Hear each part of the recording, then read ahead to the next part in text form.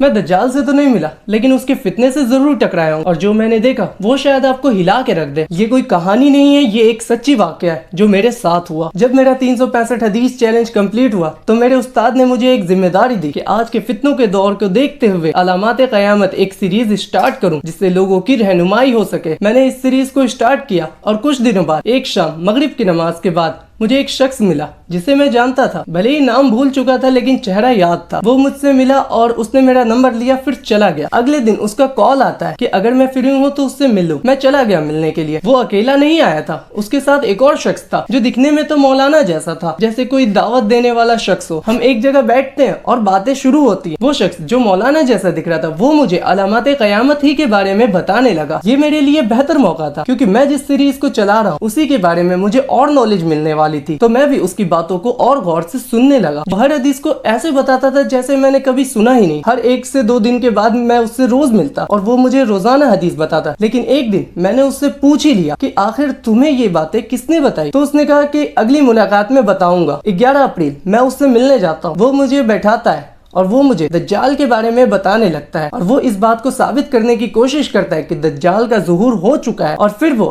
عیسیٰ علیہ السلام کے بارے میں بھی کہنے لگا اور یہ ثابت کرنے کی کوشش کرنے لگا کہ عیسیٰ علیہ السلام بھی آ چکے ہیں اور وہ ہندوستان میں موجود ہیں۔ پھر اس نے کہا کہ عیسیٰ علیہ السلام نے بہت سارے لوگوں کو امیر بنا کر کے ہر اسٹیٹ میں بھیجا ہے تاکہ لوگ ان کے ہاتھ پر بیعت کریں۔ پھر اس نے میری طرف دیکھا اور مجھ سے بھی کہا کہ آپ بھی اس کے ہاتھ پہ بیعت کر لیں۔ اس موقع پر مجھے ایک ہی حدیث یاد آئی، قیامت قائم نہیں ہوگی جب تک قریب 30 جھوٹے دجال نہ نکل آئے، ان میں سے ہر ایک یہ دعویٰ کرے گا کہ وہ اللہ کا رسول ہے۔ جو اس نے دعویٰ کیا کس کے بارے میں؟ عیسیٰ علیہ السلام کے بارے میں۔ عیسیٰ علیہ السلام اپنے زمانے کے رسول گزرے، اور ظاہر سی بات ہے جو شخص یہ کہہ رہا ہے مطلب وہ رسول ہونے کا دعویٰ کر رہا ہے اور وہ اس فتنے کو پھیلا رہا ہے جس کے بارے میں ہمارے علماء نے ہی نہیں کہا۔ وہ بات سچی کیسے ہو سکتی ہے؟ اور کوئی شخص ہے جو انڈیا میں موجود ہے جو خود کو عیسیٰ علیہ السلام بتلا رہا ہے اور لوگوں کے ایمان کو برباد کر رہا ہے۔ اپنے ایمان کی اس دور میں حفاظت کرنا بہت مشکل ہو چکا ہے، اس لیے میں کہتا ہوں قرآن اور حدیث کو مضبوطی سے تھام لو، اور اس ویڈیو کو اپنے دوستوں کو بھی شیئر کرنا، اپنے بھائیوں کو بھی شیئر کرنا، اپنے گھر والوں کو بھی شیئر کرنا، کیونکہ یہ فتنہ کافی عام ہوتا جا رہا ہے اور یہ دھیرے دھیرے ہمارے سماج کو کھوکھلا کر رہا ہے۔ میری اللہ سے یہی دعا ہے کہ اللہ ہمارے ایمان کی حفاظت فرمائے۔